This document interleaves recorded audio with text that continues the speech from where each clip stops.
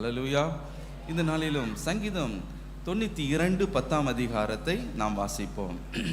சங்கீதம் 92:10 இன்று இரவு நாம் தியானிக்க போகிறோம்.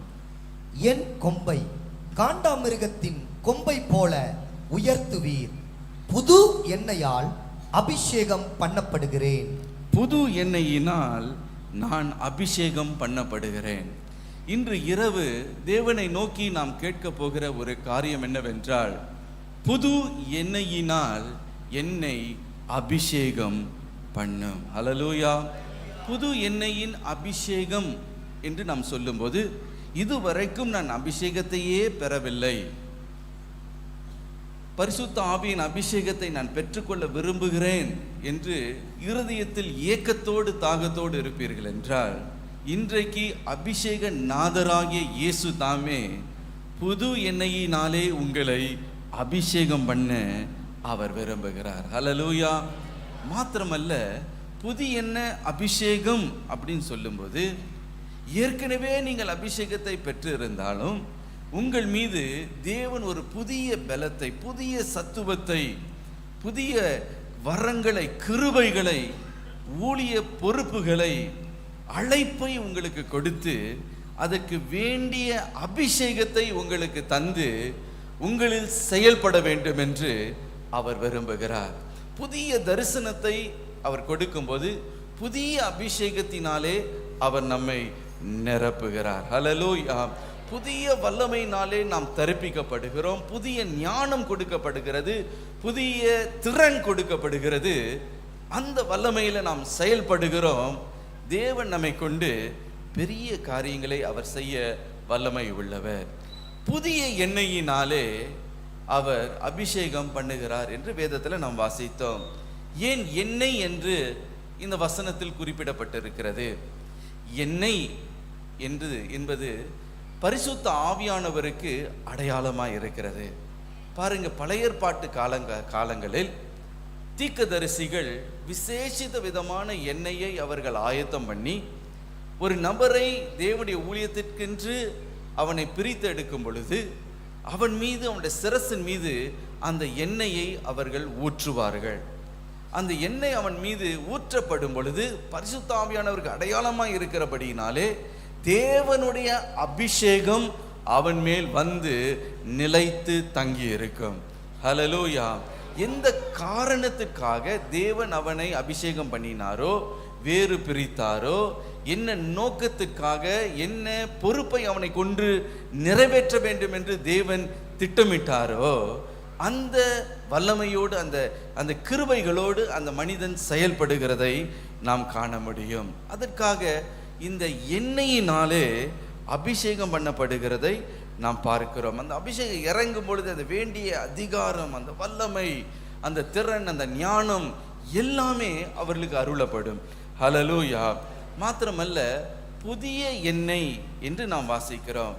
அது என்னதுங்க புதிய எண்ணெய், பழைய எண்ணெய் என்று ஒருவேளை நீங்கள் கேட்கலாம். அப்போ பழைய எண்ணெய் அபிஷேகம் வீணான அபிஷேகமா, வேண்டாத அபிஷேகமா என்று நீங்கள் கேட்கலாம். எனக்கு பிரியமானவர்களே, புதிய எண்ணெய் அபிஷேகம் என்று சொல்லும்போது, ஏற்கனவே தேவன் உங்களை அபிஷேகித்திருந்திருப்பார் என்றால், ஒரு குறிப்பிட்ட நோக்கத்திற்கென்று உங்களை அழைத்து அந்த அபிஷேகத்தை கொடுத்திருந்திருப்பார் என்றால், கடந்த காலத்திற்கு, அந்த கடந்த பொறுப்புக்கு, கடந்த அந்த அழைப்புக்கு அந்த அபிஷேகம் போதுமானதாய் இருந்திருக்கும். ஆனால் புதிய பொறுப்புகளை, புதிய சவால்களை, புதிய ஊழியத்தை, புதிய தரிசனத்தை, புதிய காரியங்களை உங்களுடைய கரத்தில் தேவன் கொடுக்கும்போது கர்த்தர் என்ன செய்கிறாராம்? புதிய எண்ணெய் அபிஷேகத்தினாலே அவர் நம்மை நிரப்புகிறார். ஹல்லேலூயா. கடந்த கால அபிஷேகம் கடந்த கால சவாலுக்கு, கடந்த கால போராட்டங்களுக்கு, கடந்த கால பொறுப்புகளுக்கு ஒருவேளை போதுமானதாக இருந்திருக்கும். ஆனால் இந்த புதிய போராட்டங்களை, புதிய சவால்களை, புதிய ஊழியத்தை, புதிய தரிசனத்தை நாம் எதிர்கொள்ளும் பொழுது தேவன் நமக்கு புதிய எண்ணெய் அபிஷேகத்தை அவர் தந்தருளி, புதிய பலத்தினாலே, புதிய ஞானத்தினாலே, புதிய திறனினாலே நம்மை ஹல்லேலூயா அவர் நிரப்பி அந்த காரியங்களை நிறைவேற்றுவதற்கு நம்மை ஆயத்தமாக்குகிறார். அதனால தான் புதிய எண்ணெய் அபிஷேகம் என்று நாம் வேதத்தில் வாசிக்கிறோம். உதாரணத்துக்கு நீங்கள் ஒரு வாகனத்தை வாங்குகிறீர்கள் என்று வைத்துக்கொள்வோமே. அந்த ஒரு 2 வீலர் வைத்திருக்கிறீர்கள் என்று உதாரணத்துக்கு எடுத்துக்கொள்வோம். ஒரு சில குறிப்பிட்ட கிலோமீட்டர் ஓடுகிற வரைக்கும் அதில் புது எண்ணெய் ஊற்றி இருப்பார்கள். நல்ல இன்ஜின் ஆயில் புதுசாக வாங்கும்போது வண்டியை புது எண்ணெயை தான் ஊற்றி அவங்க கொடுப்பாங்க. ஆனால் ஒரு 8000 கிலோமீட்டர் ஓடிடுச்சுன்னு வைத்துக்கொள்வோமே. அவங்க என்ன சொல்லுவாங்க, சார் ஃபஸ்ட்டு சர்வீஸ் பண்ணணும், என்ன பண்ணணும், இந்த பழைய எண்ணெயெல்லாம் என்ன பண்ணணும்னா எடுத்துட்டு புது என்ஜின் ஆயில் உள்ளே ஊற்றணும் அப்படின்னு சொல்லுவாங்க. ஏங்க அவங்கள பார்த்து நீங்கள் கேட்கலாம், ஏங்க அப்போ முந்தி ஊற்றுனீங்களே அந்த இன்ஜின் ஆயில், அப்போ அதெல்லாம் என்னது அப்படின்னு கேட்டிங்கன்னா, அது இத்தனை 1000 கிலோமீட்டர் ஓடுறதுக்கு அது போதுமானதாக இருந்தது ஐயா. ஆனால் இப்போது அடுத்த மற்ற 1000 கிலோமீட்டர் வண்டி ஓடணும்னா நீங்கள் என்ன பண்ணணும், ஆயில் சேஞ்ச் பண்ணணும் அப்படின்னு பழைய எண்ணெயெல்லாம் எடுத்துட்டு என்ன பண்ணுவாங்க, புதிய எண்ணெயை என்ஜினில் ஊற்றுவாங்க. அதுக்கு பிறகு பாருங்கள், வண்டி பழைய புது வண்டி மாதிரி நல்ல வேகமாக இன்னும் எத்தனையோ 1000 கிலோமீட்டர் ஓடுகிறதுக்கு ஆயத்தமாகிடும். ஹல்லேலூயா. அதே போல் நம்முடைய வாழ்க்கையிலும் நீங்கள் அபிஷேகத்தை பெற்றிருக்கலாம், ஆவியானுடைய கிருபைகளை பெற்றிருக்கலாம். ஆனால் பழைய அபிஷேகத்திலேயே காலத்தை நம்ம காலங்காலமாக காலத்தை ஓட்டி கொண்டு இருக்க முடியாது.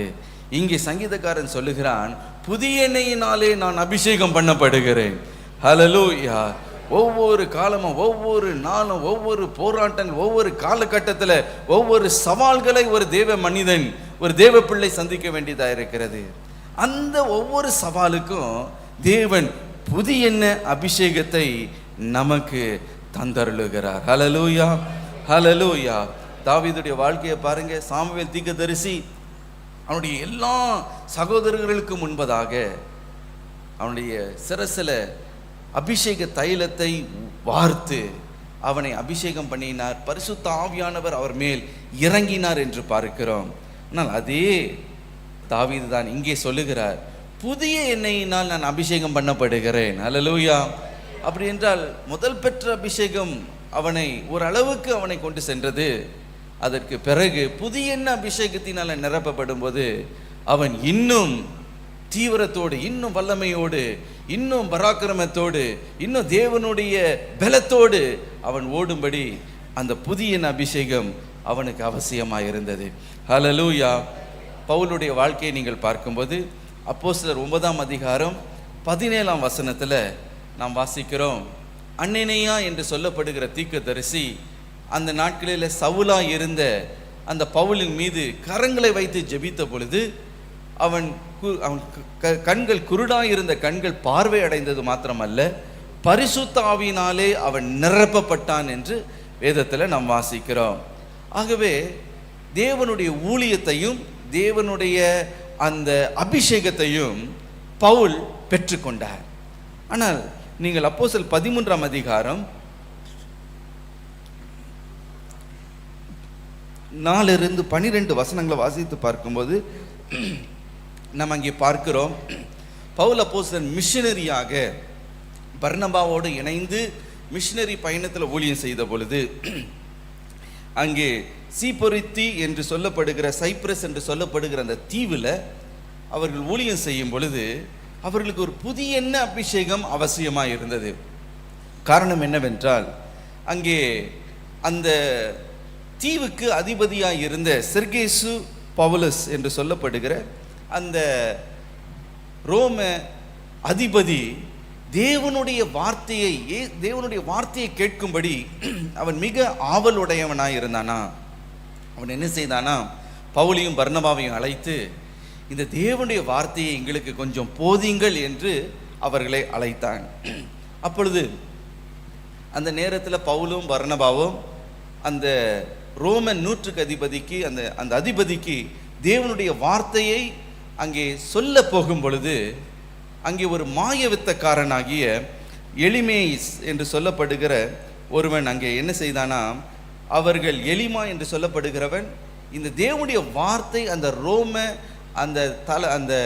அந்த அதிகாரிக்கு பிரசங்கிக்க விடாதபடிக்கு அவன் தடை செய்தான் என்று நாம் பார்க்கிறோம்.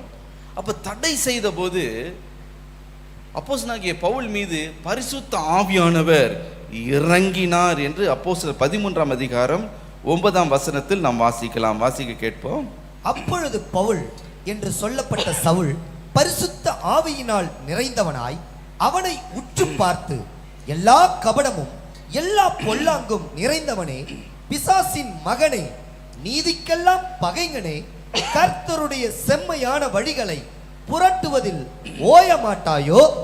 இதோ இப்பொழுதே கர்த்தருடைய கை உன்மேல் வந்திருக்கிறது. சில காலம் சூரியனை காணாமல் நீ குருடனாய் இருப்பாய் என்றான். உடனே மந்தாரமும் இருளும் அவன் மேல் விழுந்தது. அவன் தடுமாறி கைலாகு கொடுக்கிறவர்களை தேடினான். இங்கே நாம் பார்க்கிறோம், அப்பொழுது பவுல் என்று சொல்லப்பட்ட சவுல் பரிசுத்த ஆவியினாலே நிறைந்தவனாய் அவனை உற்று பார்த்து. ஹல்லேலூயா. இங்கே அப்பொழுது ஒரு கேள்வி நம்முடைய இருதயத்தில் எழுகிறது அல்லவா? அன்னனையா ஜெபித்த பொழுதே பரிசுத்த ஆவியை பவுல் பெற்றுக்கொண்டாரே.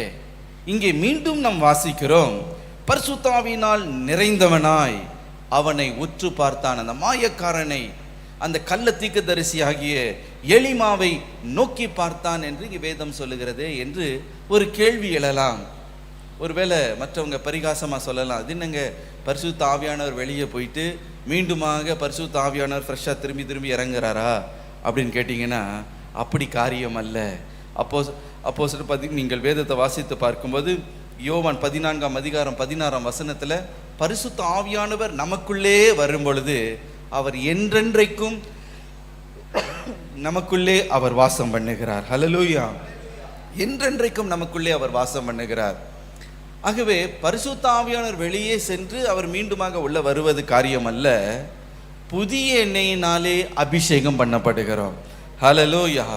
இங்கே பரிசுத்த ஆவியானவர்னாலே பவுல் நிரம்பி அவனை நோக்கி பார்த்தார் என்றால், அன்றைக்கு அந்த எலிமா என்ற அந்த மாயவித்தக்காரனாகிய அந்த கள்ள தீர்க்கதரிசியை சவால் விடுவதற்கு ஏற்ற அபிஷேகம் அவன் மேல அந்த நேரத்தில் அருளப்பட்டது. ஹல்லேலூயா. அந்த அபிஷேகம் அவனுக்குள்ள வந்த உடனே பவுலுக்கு ஒரு வைராக்கியம் தனக்குள்ளே எழுந்துச்சு. அவனை பார்த்து சொல்லுகிறான், எல்லாம் கபடும், எல்லா விதமான பொல்லாப்பும் நிறைந்த சாத்தானின் மகன் என்று அவனை கடிந்து கொண்ட உடனே என்ன நடந்தது என்றால், ஒரு மந்தாரமான இருள் அந்த மாயவித்தக்காரனாக எலிமா மீது இறங்கின பொழுது அவன் குருடனாக அவன் மாறினான் என்று நாம் பார்க்கிறோம்.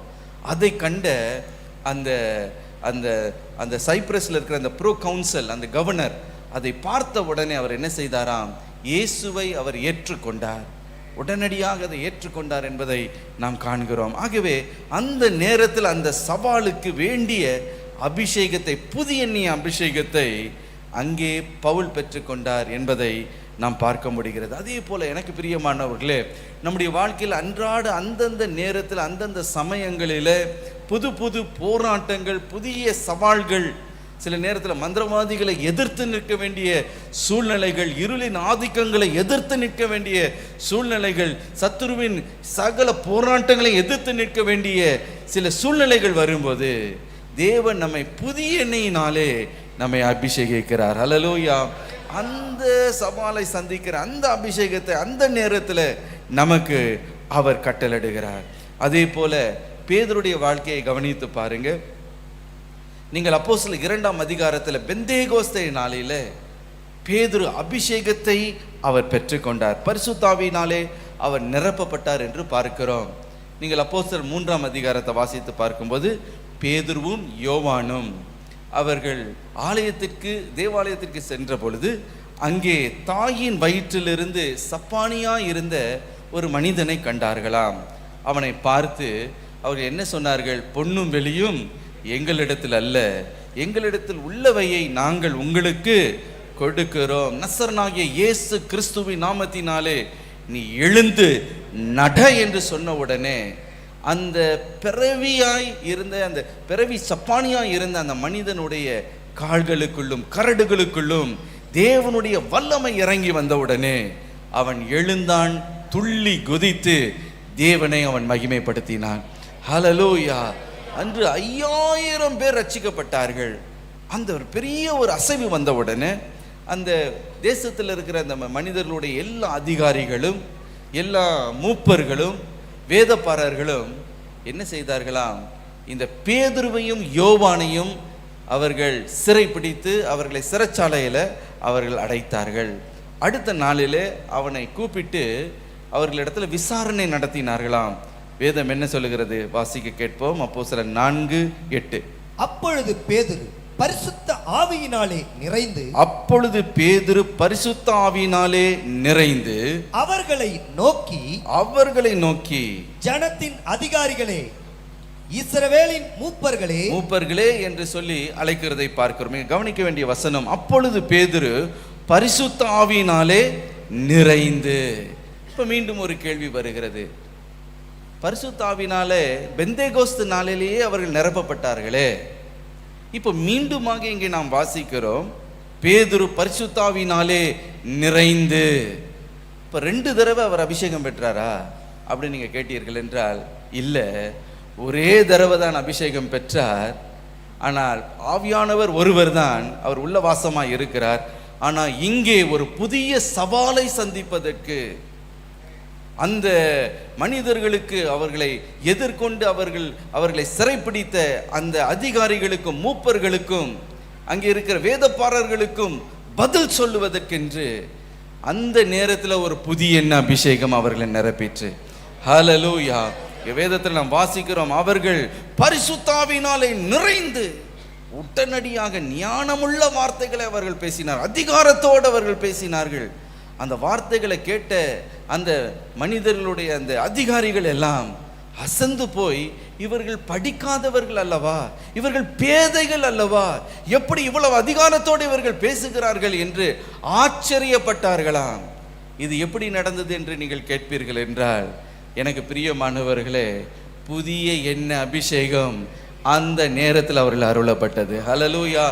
அந்த சவாலை அந்த நேரத்தில் அந்த சூழ்நிலையில் அன்றைக்கு அவர்கள் பதில் சொல்லும்படி அன்றைக்கு ஒரு அபிஷேகம் அவர்களை நிரப்பிற்று. ஆகவே எனக்கு பிரியமானவர்களே, இன்றைக்கு தேவன் புதிய எண்ணெயினாலே உன்னை அபிஷேகம் பண்ண வேண்டும் என்று விரும்புகிறார் என்றால், ஒருவேளை நீ ஏற்கனவே அபிஷேகத்தை பெற்றிருப்பாய் என்றால், ஒரு புதிய அபிஷேகத்தினாலே உன்னை நிரப்ப வேண்டும் என்று விரும்புகிறார். இல்லை, நான் அபிஷேகத்தையே இன்னும் பெறவில்லை என்று சொன்னாலும், இன்றைக்கு உன்னை புதிய எண்ணெயின் அபிஷேகத்தினாலே உன்னை நிரப்ப அவர் வல்லமை உள்ளவர். ஹல்லேலூயா. ஆகவே தேவ மனிதர்கள் இப்பொழுது தேவனுடைய வல்லமையை பெற்றுக்கொள்ளுங்கள், ரிசீவ் த பவர் என்று சொல்லும்போது, ஏதோ ஏற்கனவே பரிசுத்த ஆவியை பெற்றுட்டேன், அவர் வெளியே போயிட்டு திருப்பி உள்ள வரார் என்றது காரியம் அல்ல. ஆவியானவரை நீங்கள் பெற்ற ஆவியானவர் என்றென்றைக்கும் உங்களோடு கூட நிலைத்திருக்கிறார். அவர் மீட்பின் அவர் சீலாக அவர் உங்களுக்குள்ளே இருக்கிறார். ஹல்லேலூயா. அவர் முத்திரை மோதிரமாக, மீட்பின் மோதிரமாக உங்களுக்குள்ளே அவர் இருக்கிறார். மாத்திரமல்ல, அவர் உங்களுக்குள்ள வாசமாக இருந்தாலும் அதிக அளவு அபிஷேகத்தை அந்தந்த சூழ்நிலைக்கு, அந்தந்த சவாலுக்கு, அந்தந்த நேரத்தில் தேவன் நமக்கு அருளி செய்கிறார். ஹல்லேலூயா, ஹல்லேலூயா. ஒருவேளை இன்றைக்கு நீங்கள் சொல்லலாம், கடந்த காலத்தில் கர்த்தருக்காய் நான் வைராக்கியமாக இருந்தேன், பல காரியத்தை நான் செய்தேன், தீர்க்க தரிசனம் நான் சொல்லியிருக்கிறேன், பிசாசுகளை நான் விரட்டி இருக்கிறேன், மற்றவர்களுக்காய் நான் ஜெபித்திருக்கிறேன், அற்புதங்களை கண்டு இருக்கிறேன். ஆனால் இன்றைக்கு நான் தோய்ந்து போய், நான் சோர்ந்து போய், இளைத்து போய் இருக்கிறேன் என்று ஒருவேளை சொல்லலாம். அல்லது பின்மாற்றத்தில் நீங்கள் போய் இன்றைக்கு ஒரு உலர்ந்த எலும்பை போல, எழும்ப முடியாத ஒரு ஆவிக்குரிய ஒரு அழுத்தத்தில் நீங்கள் காணப்படலாம். ஆனால் இன்றைக்கு கர்த்தர் புதிய எண்ணெயினாலே உங்களை அபிஷேகம் பண்ணும் பொழுது, கர்த்தர் உங்களை புதிய காரியங்களை உங்களை கொண்டு அவர் செய்ய போகிறார். ஹல்லேலூயா. கடந்த காலத்தில் பழைய அபிஷேகத்தினால பல காரியத்தை ஆண்டவர் உங்கள் மூலமாய் செய்தது உண்மைதான். ஆனால் இந்த புதிய காலத்தில் நீங்கள் சந்திக்கிற இந்த புதிய சவால்கள், புதிய அந்த போராட்டங்களை மேற்கொள்வதற்கு புதிய அபிஷேகத்தை தேவன் இன்றைக்கு உங்களுக்கு தர வேண்டும் என்று விரும்புகிறார். ஹல்லேலூயா. சிலர் எப்பொழுதுமே பழைய மகிமையே பேசி கொண்டு இருப்பாங்க. அந்த நாட்களில் நான் இவ்வளோ மணி நேரம் ஜெபம் பண்ண நாட்கும், நான் இவ்வளவு ஆண்டவருக்கு வைராக்கியமாய் நான் ஊழியம் செய்திருக்கிறேன், நான் இத்தனை பேருக்கு நான் ஜெபம் பண்ணியிருக்கிறேன், இத்தனை பேர் கர்த்தருக்குள் நான் நடத்தி இருக்கிறேன். பழைய கதையே பேசி கொண்டிருப்பார்கள். நான் இந்த தீர்க்க தரிசனத்தை சொன்னேன்னா அது அப்படியே நடந்துருச்சாக்கும். இந்த பழைய கதையே அரைச்சமாவே அரைத்து கொண்டிருப்பதற்கு கர்த்தர் உங்களை அழைக்கவில்லை. உங்களை பார்த்து அவர் சொல்லுகிறார், இப்பொழுது இந்த காலகட்டத்துக்கு, இந்த புதிய அழைப்புக்கு, இப்பொழுது நீ சந்திக்கிற சோதனைக்கு, போராட்டத்துக்கு புதிய அபிஷேகம் உனக்கு அவசியமாக இருக்கிறது. ஹல்லேலூயா. உலர்ந்து போன உன்னுடைய எலும்புகள் உயிர்ப்பிக்கப்பட வேண்டும், மீண்டுமாக நீ ஜீவன் பெற்று எழும்ப வேண்டும் என்று கர்த்தர் சொல்லுகிறார். ஹல்லேலூயா. அதற்காகவே இந்த புதிய அபிஷேகத்தை உங்கள் மேல் அவர் கொடுக்கும் பொழுது ஒரு புதிய தரிசனத்தை நீங்க பெற்றுக்கொள்ள போகிறீங்க, புதிய வைராக்கியத்தை பெற்றுக்கொள்ள போறீங்க, புதிய பலத்தை நீங்கள் பெற்றுக்கொள்ள போகிறீர்கள். ஹல்லேலூயா. இன்றைக்கு கர்த்தரை பார்த்து கேட்க போகிறோம், புதிய எண்ணெயினாலே என்னை அபிஷேகம் பண்ணுங்க. ஹல்லேலூயா. என் கொம்பை காண்டாமிருகத்தின் கொம்பை போல உயர்த்துவீர், புது எண்ணெயினால் நான் அபிஷேகம் பண்ணப்படுகிறேன். ஹல்லேலூயா. நீங்கள் கேட்கும் பொழுது புதிய அதிகாரங்களை, புதிய வல்லமையை கர்த்தர் நிச்சயமாய் தந்தருளுவார். இன்று இரவு 3 காரியங்களை சுருக்கமாக நாம் தியானிக்க போகிறோம். முதலாவதாக, இந்த அபிஷேகத்தின் ஊற்று என்ன, அதனுடைய துவக்கம் என்ன என்பதை பார்க்க போகிறோம். இரண்டாவதாக, எதற்காக இந்த அபிஷேகம் அருளப்படுகிறது, அபிஷேகத்தின் நோக்கம் என்ன. மூன்றாவதாக, அபிஷேகத்தின் ஆசீர்வாதம் என்ன. இந்த 3 காரியங்களையும் வேகமாக நாம் தியானிக்க போகிறோம். முதலாவதாக, இந்த அபிஷேகத்தின் துவக்கம். 2 கொரிந்தியர் 1ஆம் அதிகாரம் 21 22 வசனங்களை நாம் வாசிக்க கேட்போம். உங்களோட கூட எங்களையும் கிறிஸ்துவுக்குள் ஸ்திரப்படுத்தி நம்மை அபிஷேகம் பண்ணினவர் தேவனே. அவர் நம்மை முத்திரித்து நம்முடைய இருதயங்களில் ஆவி என்னும் அச்சாரத்தையும் கொடுத்திருக்கிறார். ஹல்லேலூயா. இங்கே நாம் வாசிக்கிறோம், நம்மை அபிஷேகம் பண்ணுகிறவர் தேவனே. ஹல்லேலூயா. யார் நம்மை அபிஷேகம் பண்ணுகிறார்? தேவனே நம்மை அபிஷேகம் பண்ணுகிறார். நம்முடைய பரம பிதா நம்மை அபிஷேகம் பண்ணுகிறார். ஒருவேளை மனிதர்கள் உங்களுக்காக உங்க சரசன் மேல கைகளை வைத்து ஜெபிக்கும் பொழுது, ஒருவேளை பரிசுத்த ஆவியானவர் உங்களுக்குள்ளே இறங்கினாலும், ஜெபத்தில் நடத்தும் பொழுது அபிஷேகத்தை நீங்கள் பெற்றுக்கொண்டாலும், மனிதர்கள் மூலமாய் அபிஷேகம் ஒரு காலமும் வருவதில்லை. இங்கு வேதம் சொல்லுகிறது, நம்மை அபிஷேகம் பண்ணினவர் தேவனே. ஹல்லேலூயா. அவர்தான் எல்லா அபிஷேகத்துக்கும் ஊற்றுக்காரனர்.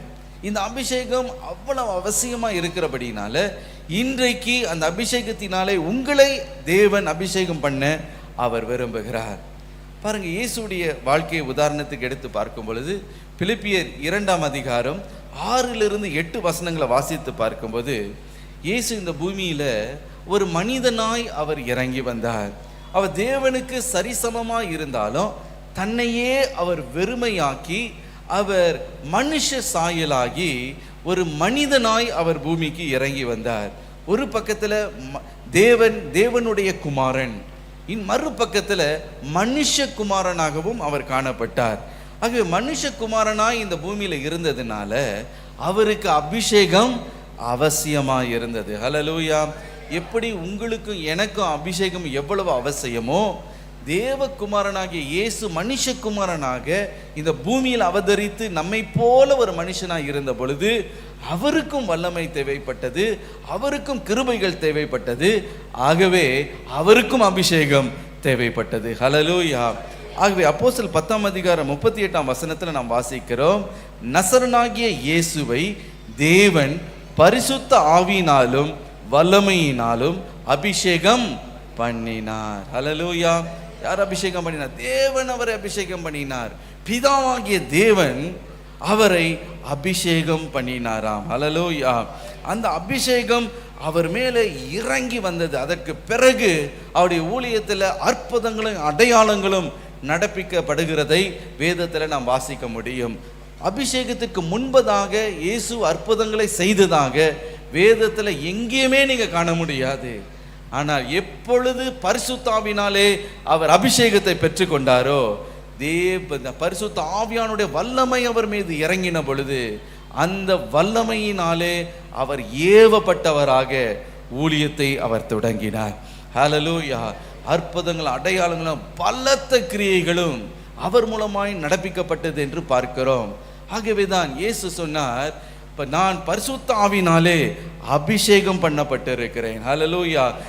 கர்த்தருடைய ஆவியானவர் என் மேல் இருக்கிறார் என்று இயேசுவே சாட்சி சொல்லுகிறதை நாம் பார்க்கிறோம். ஆம் பிரியமானவர்களே, ஊற்றுக்காரனராகிய தேவனிடத்திலிருந்து அந்த அபிஷேகம் இறங்கி வருகிறது. இன்று இரவும் தேவனை பார்த்து, ஆண்டவரே, நீர் அபிஷேகம் பண்ணுகிறவர் நீர் அல்லவா, என்னை நீர் அபிஷேகிப்பீராக, உம்முடைய குமாரனாகிய இயேசு கிறிஸ்துவையே நீர் அபிஷேகிப்பீர் என்றால் எனக்கு எவ்வளவு அந்த அபிஷேகம் அவசியம், என்னையும் அபிஷேகியும் என்று கேட்கும் பொழுது, இன்றைக்கு உங்களை அவர் அபிஷேகிக்க அவர் வல்லமை உள்ளவராய் இருக்கிறார். ஹல்லேலூயா, ஹல்லேலூயா.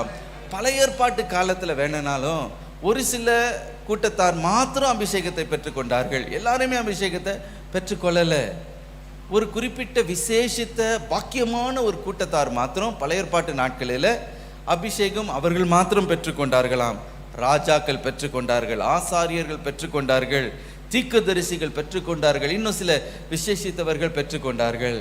மாம்சமான யாவர் மேலும் பரிசுத்த ஆவியானவர் பழைய ஏற்பாட்டு நாட்களில் ஊற்றப்படவில்லை. ஆனால் இப்பொழுது நாம் வாழ்ந்து கொண்டிருக்கிற காலம் இது பரிசுத்த ஆவியானுடைய காலம். இது புதிய ஏற்பாட்டு காலத்தில் நாம் வாழ்ந்து கொண்டிருக்கிறோம். ஹல்லேலூயா. காரணம் என்னவென்றால், இயேசு சிலுவையில் அவர் அறையப்பட்ட பொழுது ஒரு காரியம் நடந்தது. மத்தேயு 27 அதிகாரம் 51 வசனத்தில் வாசிக்கிறது போல, தேவாலயத்தின் திறச்சீலை மேல் துவங்கி கீழ் வரைக்கும் 2 கிழிந்தது என்று வேதத்தில் நாம் வாசிக்கிறோம். தேவாலயத்தில், அந்த சாலமோன் ஆலயத்தில், எருசலேமில் இருந்த ஆலயத்தில் பரிசுத்த ஸ்தலம், மகா பரிசுத்த ஸ்தலம் என்றெல்லாம் பல பகுதிகள் உண்டு. அந்த ஒவ்வொரு பகுதியும் பார்ப்பீர்கள் என்றால் ஒரு திறச்சிலையினாலே அது மறைக்கப்பட்டிருக்கும். இந்த மகா பரிசுத்த ஸ்தலத்தில் பரிசுத்த ஆவியானவர் அந்த ஆலயத்தில் அவர் கூடியிருப்பார். ஆனால் எப்பொழுது இயேசு சிலுவையில் அவர் நமக்காக, நம்முடைய பாவத்திற்காக, நம்முடைய அக்கிரமங்களுக்காக அவர் சிலுவையில் தொங்கி ஜீவனை கொடுத்தாரோ, அந்த நேரத்தில் ஒரு காரியம் நடந்தது. தேவாலயத்தின் திறச்சிலை மேல் துவங்கி கீழ் வரைக்கும் அது 2 கிழிந்தது என்று நாம் பார்க்கிறோம். மனிதனினாலே கட்டப்பட்ட தேவாலயத்தின் பரிசுத்த ஸ்தலத்தில் பரிசுத்த ஆவியானவர் இனி அவர் அங்கே வாசமாய் இராதபடிக்கு அங்கே இருந்து அவர் புறப்பட்டு, வேதம் சொல்லுகிறது, நம்முடைய சரீரமே தேவனுடைய ஆலயமாய் இருக்கிறது, நாம் தேவன் பரிசுத்த ஆவியானவர் தங்கும் வாசஸ்தலமாய் இருக்கிறோம் என்று 1 கொரிந்தியர் 6 அதிகாரம் 19 வசனத்தில் வாசிக்கிறோம். பரிசுத்த ஆவியானவர் நமக்குள்ளே அவர் வந்து வாசமாய் இருக்கிறார். ஹல்லேலூயா. இதை செய்வதற்காக தான் இயேசு மிகவும் துடித்தார், அவர் வாஞ்சித்தார் என்று நாம் பார்க்கிறோம். அவர் சொன்னார், இந்த பூமியின் மேலே அக்கினியை நான் போட வந்தேன், பரிசுத்த ஆவியானுடைய அக்கினியை போட வந்தேன், அது இப்பொழுதே பற்றி எரிய வேண்டும் என்று விரும்புகிறேன், அதற்காக நான் எவ்வளவோ வாஞ்சிக்கிறேன். ஆனால் அது நடைபெற வேண்டும் என்றால் நான் முழுக வேண்டிய ஒரு ஸ்தானம் உண்டு. என்ன ஸ்தானம்? சிலுவையில் நான் அறையப்பட வேண்டும், நான் அடக்கம் பண்ணப்பட வேண்டும், மீண்டுமாக உயிரோடு எழும்ப வேண்டும். அந்த ஸ்தானம், ஹல்லேலூயா. அந்த ஸ்தானம் நடந்த பொழுது பாருங்க, பெந்தேகோஸ்தே நாளில் மாம்சமான யாவர் மேலும் பரிசுத்த ஆவியானவர் அபரிவிதமாய் பாஜபட்சமே இல்லாம 120 பேர் இருந்தாங்க, 120 பேர் மேலும் அவர் இறங்கினார். ஹல்லேலூயா. ஒருவரையும் விட்டு விடாதபடிக்கு 120 பேர் இருந்தாங்கன்னா அது 115 பேர் மேலே மாத்திரம் இறங்கி விட்டு இன்னும் 5 பேரை கொஞ்சம் பேர் அவங்கள ஆவியானவர் விட்டு விடவில்லை, அத்தனை பேர் மேலேயும் இறங்கினது போல இன்றைக்கும் இன்றைய இரவு இங்கே கூடி இருக்கிற 1000 பேருக்கு மேலே இங்கே நம்ம இங்கே இருக்கிறோம். இங்கே இருக்கிற 1000 பேருக்கு மேலேயும் இந்த ஆவியானவர் ஒவ்வொரு பேரையும் அவர் நிரப்ப அவர் ஆயத்தமாக இருக்கிறார். ஹல்லேலூயா, ஹல்லேலூயா. பரிசுத்த ஆவியின் நாட்களில் வாழ்ந்து கொண்டிருக்கிறீர்கள். இன்றைக்கு அந்த ஆவியானவரை உங்களாலே பெற்றுக்கொள்ள முடியும். யோவேல் 2 அதிகாரம் 28 வசனத்தில் வாசிக்கிறது போல கடைசி நாட்களில் மாம்சமான யாவர் மீதும் தம்முடைய ஆவியை அவர் ஊற்றுவார். ஹல்லேலூயா. ஆகவே அபிஷேகத்தின் ஊற்றுக்காரனர் யார் என்பதை நாம் அறிந்து கொண்டோம்.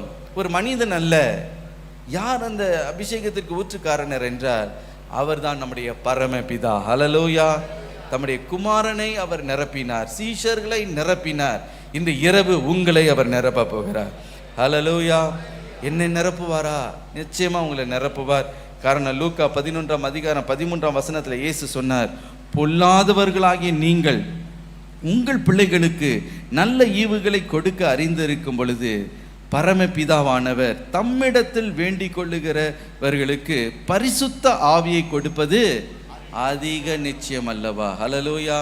உங்கள் பிள்ளைங்களுக்கு நீங்கள் பெஸ்ட் gift கொடுக்குறீங்களே, உங்கள் பிள்ளைங்க கேட்கிறத நீங்கள் வாங்கி கொடுக்குறீங்களே, அவங்களுக்கு அவசியமான காரியத்தை நீங்கள் நிச்சயமாக தவறாமல் கொடுக்குறீங்களே, அதே போல அபிஷேகத்தின் ஊற்றுக்காரணராகிய உங்களுடைய பரம பிதாவிடத்தில் எனக்கு பரிசுத்தாவியானவரை தாங்கன்னு வேண்டு கொண்டீங்கன்னா, அவர் வேதம் சொல்லுகிறது, பொல்லாதவர்களாக நீங்கள் உங்களுடைய பிள்ளைகளுக்கு அவசியமானவைகளை ரொம்ப தவறாமல் கொடுக்கிறது போல உங்களுடைய பரமபிதாவும் வேண்டிக் கொள்ளுகிற யாவருக்கும் தம்முடைய பரிசுத்த ஆவியானவரை அருளி செய்வது நிச்சயம் அல்லவா? சொல்லுங்க, நிச்சயம். அப்படின்னா ஷுவர், நிச்சயமான தவறாமல் உங்களுக்கு பரிசுத்த ஆவியானவரை கொடுப்பது சந்தேகமே இல்லை என்று தான் அர்த்தம். ஹல்லேலூயா. நிச்சயமாய் அவர் கொடுப்பார். அப்படின்னா சந்தேகத்துக்கு இடமே இல்லை. இன்னைக்கு நீங்க விசுவாசத்தோடு தாகத்தோடு அபிஷேகத்தின் ஊற்றுக்காரனரே எனக்கு அபிஷேகத்தை தாங்கன்னு கேட்கும்போது இன்றைக்கு தவறாமல் நீங்க பெற்றுக்கொள்ள போகிறீர்கள். ஹல்லேலூயா. இரண்டாவதாக வேகமாக, என்ன காரணத்திற்காக இந்த அபிஷேகம் கொடுக்கப்படுகிறது? இயேசு சொல்லுகிறதை கேளுங்கள். லூக்கா 4:18. கர்த்தருடைய ஆவியானவர் என் மேல் இருக்கிறார், தரித்திரருக்கு சுவிசேஷத்தை பிரசங்கிக்கும்படி என்னை அபிஷேகம் பண்ணினார், இருதயம் நறுங்குண்டவர்களை குணமாக்கவும், சிறைப்பட்டவர்களுக்கு விடுதலையையும், குருடருக்கு பார்வையையும் பிரசித்தப்படுத்தவும், நொறுங்குண்டவர்களை விடுதலையாக்கவும். ஹல்லேலூயா. இங்கே இயேசு எதற்காக தாம் அபிஷேகம் பண்ணப்பட்டார் என்ற அந்த நோக்கத்தை அவர் இங்கே விவரிக்கிறதை பார்க்கிறோம். அப்போஸ்தலர் 10:38 சொல்லுகிறார், நசனாகிய இயேசுவை தேவன் பரிசுத்தாவியினாலும் வல்லமையினாலும் அபிஷேகம் பண்ணினார். அதே காரியத்தை இயேசு சொல்லுகிறார், கர்த்தருடைய ஆவியானவர் என் மேல் இருக்கிறார். ஹல்லேலூயா. தேவனாகிய பிதாவாகிய தேவன் இயேசுவை தம்முடைய பரிசுத்த ஆவியினாலே அபிஷேகம் பண்ணினார். இயேசு சொல்லுகிறார், பரிசுத்த ஆவியானவர் என் மேல் இருக்கிறார். ஹல்லேலூயா. எதற்காக அவர் மேல் இருக்கிறாராம்? தரித்திரருக்கு சுவிசேஷத்தை அறிவிப்பதற்காக. இன்னொரு மொழிபெயர்ப்பில் சொல்லப்படுகிறது, எளிமை உள்ளவர்களுக்கு, இருதயத்தில் தாழ்மை உள்ளவர்களுக்கு சுவிசேஷத்தை பிரசங்கிப்பதற்கு அவர் என்னை அபிஷேகித்திருக்கிறார். ஹல்லேலூயா. ஆகவே எதற்காக அபிஷேகம் கொடுக்கப்படுகிறது என்றால், முதலாவதாக சுவிசேஷத்தை பிரசங்கிப்பதற்காக இந்த அபிஷேகம் நமக்கு அருளப்படுகிறது. இந்த சுவிசேஷத்தை பிரசங்கிப்பதற்கு சுவிசேஷ அழைப்புன்னு ஒரு விசேஷத்தை அழைப்பு ஒன்றும் அவசியம் இல்லை. ஒவ்வொரு விசுவாசியும் இந்த அழைப்பை பெற்றிருக்கிறோம். ஹல்லேலூயா. உலகம் எங்கும் சென்று சகல ஜாதிகளுக்கும் சகல சிருஷ்டிக்கும் சுவிசேஷத்தை அறிவியுங்கள் என்பது இயேசுவின் திருவல அந்த கட்டளையாகும். ஹல்லேலூயா. ஆக அந்த கட்டளையை பெற்ற நாம் சுவிசேஷத்தை பிரசங்கிக்கணும். மாம்சத்தின் அல்ல, நம்முடைய ஞானத்தினால் அல்ல, தேவனுடைய அபிஷேகத்தினாலே நிறைந்து சுவிசேஷத்தை நாம் பிரசங்கிக்க வேண்டும். ஹல்லேலூயா. ஆகவே இந்த சுவிசேஷம் பிரசங்கிக்கப்படுவதற்கு நமக்கு இந்த அபிஷேகம் அவசியம். இரண்டாவதாக இயேசு சொல்லுகிறார், இருதயம் நொறுங்குண்டவர்களை குணமாக்கவும். ஹல்லேலூயா. இருதயம் நறுங்குண்டவர்களை குணமாக்குவதற்காக அபிஷேகம் கொடுக்கப்படுகிறது. வாழ்க்கையில் பல போராட்டங்களினாலே, பிரச்சனைகளினாலே, எத்தனையோ துயரங்களினாலே அலக்களிக்கப்பட்டு நொறுக்கப்பட்ட பலர் உண்டு. ஹல்லேலூயா. எத்தனையோ ஏமாற்றங்களை, தோல்விகளை சந்தித்து நொறுங்குண்ட இருதயம் உள்ளவர்கள் பலர் உண்டு. ஒருவேளை நீங்களும் அப்படிப்பட்ட நொறுக்கப்பட்ட நிலைமையில் இருக்கலாம். இன்றைக்கு அந்த அபிஷேக தைலம் உங்க மேல வார்க்கப்படும் பொழுது, அபிஷேகத்தை நாம் பெற்றுக்கொள்ளும் பொழுது, எனக்கு பிரியமானவர்களே, உங்க உடைக்கப்பட்ட வாழ்க்கை, நொறுங்குண்ட வாழ்க்கையை அந்த அபிஷேகம் உங்களை மீண்டுமாக எழும்ப பண்ணும். ஹல்லேலூயா. நொறுங்குண்டவர்களை நீங்கள் காயம் கட்டும்படி தேவன் உங்களுக்கு அபிஷேகத்தை கொடுக்க வேண்டும் என்று அவர் விரும்புகிறார். அடுத்து எதற்காக அபிஷேகம் கொடுக்கப்படுகிறதாம்? சிறைப்பட்டவர்களுக்கு விடுதலையை கொடுக்க. ஹல்லேலூயா. பலவிதமான சிறையிருப்புல பலர் காணப்படுகிற பாவத்தின் சிறையிருப்பு, அடிமைதனத்தின் சிறையிருப்பு, மன இருள், இன்னும் சாபத்தின் சிறையிருப்புல காணப்படலாம். எனக்கு பிரியமானவர்களே, அந்த சிறையிருப்பு மாறணும்னா, நாம் சாத்தானுடைய வல்லமைக்கு விரோதமாக எழும்பி நிற்கணும்னா, எனக்கு பிரியமானவர்கள், அபிஷேகம் அவசியமாக இருக்கிறது. ஹல்லேலூயா. பயம் என்பது ஒரு சிறையிருப்பு. அந்த சிறையிருப்பில் சிலர் சிக்குண்டு அதிலிருந்து மீள முடியாதபடிக்கு அதில் தவித்து கொண்டு இருப்பாங்க. என்ன சிறையிருப்பாக இருந்தாலும் அந்த அபிஷேகத்தில் நாம் நிரப்பப்படும் போது அந்த சிறையிருப்பு மாறும். ஹல்லேலூயா. நான்காவதாக பாருகிறோம், குருடருக்கு பார்வை அளிக்கவும். குருடருக்கு பார்வை அளிக்கவும் அது என்ன? எனக்கு பிரியமானவர்களே, ஆவிக்குரிய குருட்டாட்டத்தில் பலர் காணப்படுகிறார்கள். சத்தியம் எது, உண்மை எது என்று அறிந்து கொள்ளாதபடிக்கு இருதயம் கடினப்பட்டு கண்கள் குருடான நிலைமையில பலர் உண்டு. அவர்களிடத்துல நீங்கள் எவ்வளவுதான் வேதத்தை எடுத்து நீங்கள் எவ்வளவு அவங்களுக்கு எக்ஸ்பிளைன் பண்ணி அவங்களுக்கு நீங்கள் சொன்னாலும் அவங்களுடைய இருதயத்தில் அது பிரவேசிப்பதே இல்லை. ஏன்னா ஒரு உணர்வில்லாத ஒரு இருதயம்.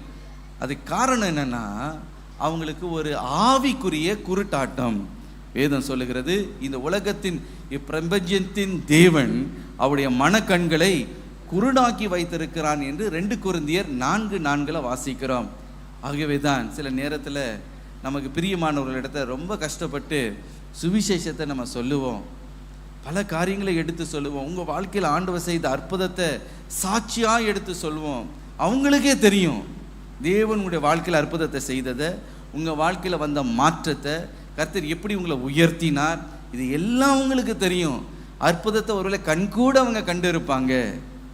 நீங்கள் பெற்றிருக்கிற ஆசீர்வாதத்தை அவங்க கண்டிப்பாக அவங்க அறிந்திருப்பாங்க. ஆனாலும் அவங்க தேவனை ஏற்றுக்கொள்ள மாட்டாங்க. இன்னும் அந்த பாரம்பரிய கட்டில் தான் அவங்க இருப்பாங்க, இன்னும் வைராக்கியத்தில் இருப்பாங்க. ஏன் அப்படின்னு கேட்டிங்கன்னா, ஒரு ஆவிக்குரிய குருட்டாட்டம். யூதர்கள் அப்படி தான் இருந்தார்கள். இயேசு பாருங்க, சுவிசேஷத்தை அவர்களிடத்தை பிரசங்கித்த பொழுதும் அவங்க காது உள்ளவன் கேட்க கடவன் என்று இயேசு சொன்னார். அவன் காது உள்ளவன், நல்ல காது வைத்து அவன் கேட்டிருந்தாலும் அவனுடைய இருதயம் குணமடையாமல் இருதயம் கடினப்பட்டு போயிருந்தது. ஏனென்றால் மனக்கண்கள் குருடாய் இருந்ததாம். கண்களுக்கு முன்பதாக அற்புதங்களை அடையாளங்களையும் அவர் செய்தார். அவர் எத்தனையோ அதிசயங்களை அவர் செய்தார். மரித்தோரையும் உயிரோடு எழுப்பினார். மரித்தோரி எழுப்புறதையும் அவங்க கண்களால் கண்ட பிறகும் இல்லை, நாங்கள் விசுவாசிக்க மாட்டோன்னு இருதயத்தை கடினப்படுத்தினார்கள்.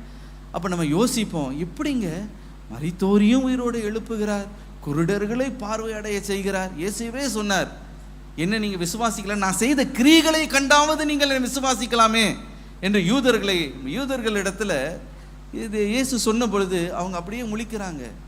ஆனாலும் இயேசு அவங்க ஏற்றுக்கொள்ளலை. காரணம் என்னன்னா, ஒரு ஆவிக்குரிய குருட்டாட்டம். அதே போல் பலர் ஆவிக்குரிய குருட்டாட்டத்தில் கிடக்கிறாங்க. உங்கள் சொந்தக்காரத்தில் உங்கள் சொந்த குடும்பத்தில் அப்படிப்பட்டவர்கள் இருக்கலாம். எனக்கு பிரியமானவர்களே, அபிஷேகத்தினால நாம் நிரப்பப்படும் பொழுது இப்படி ஆவிக்குரிய குருட்டாட்டத்தில் இருக்கிறவர்களை நாம் விடுதலை ஆக்க முடியும். ஹல்லேலூயா. அந்த குருட்டாட்டம் விலகின பொழுது தான் திடீர்னு அவங்களுக்கு உணர்வுள்ள இருதயம் வரும். திடீர்னு அவங்களுடைய இருதயத்தில் குற்றப்பட்டவர்களாக, அப்போது எப்பொழுது அந்த பெந்தேகோஸ்து நாளில் அபிஷேகம் இறங்கின பொழுது பேதுரு பிரசங்கித்த உடனே அது வரைக்கும் யூதர்கள் குருட்டாட்ட தனத்தில் இருந்த யூதர்கள் எல்லாம் ஓடி வந்து சொன்னார்களாம், சகோதரர்களே, நாங்கள் ரட்சிக்கப்படுவதற்கு நாங்கள் என்ன செய்ய வேண்டும்? இருதயத்தில் குத்தப்பட்டவர்களாய் ஓடி வந்தார்களாம். எப்படி அது நடந்ததுன்னு கேட்டிங்கன்னா, அபிஷேகம். ஹல்லேலூயா. இன்றைக்கு நீங்கள் தலைகீழ நின்று பிரசங்கம் பண்ணாலும் சரி, சிலர் ரட்சிக்கப்படவே மாட்டாங்க. அவங்க அப்படியே இருமார்ப்பாக இருப்பாங்க. ஏதாவது சாக்குப்போக்கு சொல்லுவாங்க, ஏதாவது எதிர்பேச்சு பேசுவாங்க, ஏதாவது நம்மளை என்ன சொல்கிறது நிந்திப்பாங்க. ஆனால் என்னைக்கு அபிஷேகத்தோடு நீங்கள் நின்று பரிசுத்தாவினால நிரப்பப்பட்டவர்களாய் ஒரே பார்வை பார்த்தீங்கன்னா போதும், அவங்க அப்படியே ரட்சிக்கப்பட்டுருவாங்க. ஹல்லேலூயா. அவங்களே சொல்லுவாங்க, நான் என்னங்க பண்ணணும், இயேசுவை ஏற்றுக்கணும், நான் இப்போவே வரேன் உங்கள் வீட்டுக்கு, எனக்கு கொஞ்சம் இயேசு பற்றி சொல்லுங்களேன்னு அவங்களே தேடி வருவாங்க. அது எப்படின்னா அபிஷேகம். ஹல்லேலூயா. மூன்றாவதாக, பிசாசினாலே ஒடுக்கப்பட்ட யாவரையும் விடுதலையாக்க. ஹல்லேலூயா. பிசாசினாலே ஒடுக்கப்பட்டவர்கள் உண்டு. நோயினாலே, டிப்ரெஷன்னால, மந்திர தந்திரங்களினாலே, தாழ்வு மனப்பான்மையினாலே, பலவிதமான சாத்தானின் ஒடுக்குதலினாலே ஒடுக்கப்பட்ட யாவரையும் விடுதலையாக்கும்படி தேவன் தம்முடைய அபிஷேகத்தை அவர் ஊற்றுகிறார். ஹல்லேலூயா.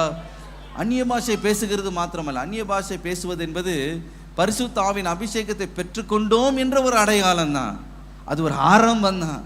ஆனால் இவ்வளவோ ஆழமான அனுபவங்கள் ஆண்டவர் நமக்கு வைத்திருக்கிறார். ஹல்லேலூயா. கணுக்கால் அளவல்ல, முழங்கால் அளவல்ல, ஹல்லேலூயா, நீஞ்சல் ஆழத்திற்கு ஆண்டவர் நம்மை கொண்டு செல்ல வேண்டும் என்று விரும்புகிறார். அபிஷேகத்தை பெற்று நிறைய பேர் நினைத்துக்கொள்ள, அபிஷேகனாலே எல்லாம் ஒன்றா கூடி அந்நிய பாஷை சத்தமாக பேசி பயங்கரமாக மியூசிக்கை தட்டாபுடான்னு போட்டு அப்புறம் எல்லாம் வீட்டுக்கு போயிடணும். இல்லை, அது அபிஷேகம் இல்லை, அது அபிஷேகம் இல்லை. எனக்கு பிரியமானவர்களே, அந்நிய பாஷை எதற்கு பேசுகிறீங்கன்னா பக்தி விருத்தி உண்டாகும்படி பேசுகிறீங்க. ஹல்லேலூயா. நீங்கள் ஒரு ஜெப பாஷை, தேவனோடு கூட ரகசியங்களை நீங்கள் பேசுகிறீங்க, தூதர்களுடைய பாஷையை நீங்கள் பேசுகிறீங்க, மனுஷருடைய பாஷைகளை பேசுகிறீங்க. இதெல்லாம் ஒரு ஆரம்பம் தான். ஆனால் இதை பார்க்கலாம் அபிஷேகம் எதற்காக கொடுக்கப்படுகிறது என்றால் பல காரணத்துக்காக நமக்கு கொடுக்கப்படுகிறது. ஹல்லேலூயா. சுவிசேஷத்தை பிரசங்கிப்பதற்கு மாத்திரமல்ல, இருதயம் நொறுங்குண்டவர்களை காயங்கட்டுவதற்கு, ஒடுக்கப்பட்டவர்களை அவர்களை விடுவிப்பதற்கென்று, குருட்டாட்டத்தில் இருக்கிறவர்களை விடுதலை ஆக்குவதற்கென்று அபிஷேகம் நமக்கு அருளப்படுகிறது. ஹல்லேலூயா. இன்றைக்கு அபிஷேகத்தை பெற்றுக்கொள்ளும் பொழுது அந்நிய பாஷையின் அடையாளத்தோடு செல்லுகிறது மாத்திரமல்ல, தேவனுடைய வல்லமையோடு நீங்கள் கடந்து செல்ல போகிறீர்கள். ஹல்லேலூயா. வித்தியாசத்தை உங்களுடைய வாழ்க்கையில் பார்க்க போகிறோம். ஆமென். மூன்றாவதாக அபிஷேகத்தின் ஆசீர்வாதங்களை நாம் காணப்போகிறோம். என்ன ஆசீர்வாதம் பெற்றுக்கொள்ளுகிறோம்? எங்கள் அபிஷேகத்தை ஆண்டவர் ஊற்றுகிறார், அந்நிய பாஷைகளை பேசுகிறோம், அதோடு முடிந்து விட்டதா? இதனால என்ன ஆசீர்வாதம் என்று நீங்கள் கேட்பீர்கள் என்றால், எனக்கு பிரியமானவர்களே, முதல் ஆசீர்வாதம் என்னவென்றால், உங்களுடைய வாழ்க்கையில் இருக்கிற உங்கள் கழுத்தில் இருக்கிற நுகம் முதல் முறிந்து போகிறது. ஹல்லேலூயா. ஏசாயா 10ஆம் அதிகாரம் 27ஆம் வசனம் வாசிக்க கேட்போம். அந்நாளில் உன் தோளினின்று அவன் சுமையும் உன் கழுத்தினின்று அவன் நுகமும் நீக்கப்படும், அபிஷேகத்தினால் நுகம் முறிந்து போகும். அபிஷேகத்தினாலே நுகம் முறிந்து போகும். ஹல்லேலூயா. நுகம் சொல்வது என்னதுன்னா, இந்த 2 மாடுக்கு மேலே ஒரு பெரிய ஒரு கட்டையை தூக்கி அதை வைத்து அந்த மாடை என்ன செய்வாங்கன்னா, அதை அந்த அந்த மாட்டு வண்டியை இழுக்க வைப்பாங்க, இல்லைன்னா அந்த அந்த அந்த ஃபார்மிங் பண்ணும்போது அதை பயன்படுத்துவாங்க. அது ப்ளவ் பண்ணுறதுக்காக, ஃபீல்டை ப்ளவ் பண்ணுறதுக்காக அந்த மாட்டு மேலே கழுத்தில் என்ன வைப்பாங்கன்னா, ஒரு வெயிட்டான ஒரு கட்டையை அவங்க தூக்கி வைத்து விடுவார்கள். ஏன் அப்படி வைக்கிறாங்க? கொஞ்சம் யோசித்து பார்க்கணும். என்னென்னா, மாடு நல்ல பலனுள்ள, மனிதனை பார்க்கிலும் அது பலனுள்ளது. அந்த நுகம் அந்த கழுத்தில் இல்லைன்னா எந்த மனுஷனையும் முட்டி மோதி அது பாட்டுட்டு அது இஷ்டப்படி எங்கே வேணால் ஓடி அது மகிழ்ச்சியாக தெரிந்து கொண்டு இருக்கும். ஆனால் மனிதன் யோசித்து பார்த்தான், இதை ஃப்ரீயாக விட்டா இது நமக்கு அடங்காது, நம்ம சொல்கிறதெல்லாம் இது கேட்காது. ஆகவே என்ன செய்தான் என்றால், பெரிய ஒரு கட்டை, அது எத்தனையோ கிலோ வெயிட் உள்ள அந்த கட்டையை தூக்கி கழுத்து மேலே அப்படியே பாரமாக தூக்கி அப்படியே வச்ச உடனே அந்த மாடுக்கு ஒரு எண்ணம், ஐயோ இந்த கழுத்தில் பெரிய பாரமாக இருக்கே, இனிமேனால் ஓட முடியாது, ஐயோ எனக்கு பலனே இல்லை, இனிமே என்னால் சுயமாக எதையுமே செய்ய முடியாது, நான் இந்த வண்டியை இழுக்கிறது தவிர எனக்கு வேற வாழ்க்கையில் வேற நோக்கமே இல்லை அப்படின்னு அந்த மாடு நினைத்து கொள்ளுமா. அதுக்கு தான் அந்த நுகத்தை தூக்கி அது கழுத்து மேலே வெயிட்டாக வைப்பாங்க. வச்ச உடனே அந்த மாடு என்னதான் பலன் உள்ளதாக இருந்தாலும், அதுக்கு என்னதான் திறமை இருந்தாலும், அதுக்கு என்னதான் சத்துவம் இருந்தாலும், அது என்ன செய்யும்? எல்லாத்தையும் மறந்து அது பாட்டுட்டு ரோட்டில் டடக்கு டடக்கு டடக்கு டடக்குன்னு அந்த மாட்டு வண்டியை இழுத்துக்கிட்டு தான் கிடக்கும். அதே போல் சாத்தான் பார்த்தான், ஓ இவங்க தேவசாயலில் உருவாக்கப்பட்டிருக்கிறாங்களா, ஓ தேவன் இவர்களுக்கு விசேஷித்த கிருபைகளெல்லாம் வைத்திருக்கிறாரா, தாளந்துகளெல்லாம் கொடுத்துருக்கிறாரா, கிருபையெல்லாம் வைத்திருக்கிறாரா. ஒரு பெரிய நுகத்தை தூக்கிட்டு என்ன பண்ணுவோம்? கழுத்தில் வச்சுட்டா இனிமேல் இவங்க எழும்பி பிரகாசிக்கவே மாட்டாங்க. எதற்காக தேவன் இவர்கள் எந்த நோக்கத்துக்காக ஆண்டவர்கள் அழைத்தாரோ அந்த நோக்கத்தை அவங்க நிறைவேற்றவே மாட்டாங்க. ஏதாவது ஒரு பாரமான ஒரு நுகத்தை தூக்கிட்டு அவன் கழுத்தில் வைத்து விடுவான். அந்த நுகம் கழுத்தில் வைக்கப்படும் போது பாருங்க, சிலர் உலக பாரம், உலக கவலை, இதையே நினைத்து நினைத்து நினைத்து நினைத்து கர்த்தர் அவர்களுக்கு வைத்திருந்த உன்னத அழைப்பு, உன்னத நோக்கம் எல்லாவற்றையும் அவங்க மறந்து போய்விடுவார்கள். அந்த நுகத்தையே ஐயோ என் பிள்ளைய நினச்சி தான் எனக்கு பாரமாக இருக்குது. அந்த பிள்ளைய மிஞ்சி அவங்களுக்கு என்ன பண்ண முடியாது, வேறு எதையுமே அவங்க யோசிக்க முடியாது. ஒரு நோயின்னு வந்துருச்சுன்னா இந்த காலு தான் பிரதர் எனக்கு ரொம்ப கஷ்டமாக இருக்குது. அந்த காலையே நினச்சி எங்கே ஆண்டவரை துதிக்க முடியுது, ஆண்டவரை துதிக்கலாம் நினைக்கும் போது அப்போ தான் அன்னைக்கு பார்த்தா கால் வலிக்குது. அப்போ என்ன ஆண்டவரே நீர் எந்த காலையும் குணமாக்க மாட்டேன்றீர், ஒன்றுமே ஓட மாட்டேங்குது, துதிச்சு என்ன பிரயோஜனம் அப்படின்னு ஒரு பாரம். சில பேர் கடனுன்ற பாரத்தை நல்ல ஊழியம் செய்துட்டு அங்கங்கே ட்ராக்ஸ் கொடுத்துட்டு ரொம்ப மகிழ்ச்சியாக இருப்பாங்க. கடனுன்ற அந்த பாரத்தை தூக்கி கழுத்தில் தூக்கி வைப்பான் பாருங்க சாத்தான். அதுக்கு பிறகு பாருங்கள் ரொம்ப சோர்ந்து போயிடுவாங்க, ரொம்ப பலவீனப்பட்டு போய் அந்த கடனை எப்படி அதையே பயந்து அதை நினச்சி மனக்லேசம் அடைந்து அதுக்கு பிறகு ஊழியம் எல்லாத்தையும் அவாய்ட் பண்ண ஆரம்பிச்சிருவாங்க. ஒரு நல்ல குடும்பத்தார் நல்ல ஊழியம் செய்துக்கிட்டே இருந்தாங்க. குடும்பத்தில் ஒரு பிரச்சனை, நல்ல ஊழியம் விடுதலையாக செய்தாங்க, நிறைய பேர் ஆதாயப்படுத்தி கொண்டு இருந்தாங்க.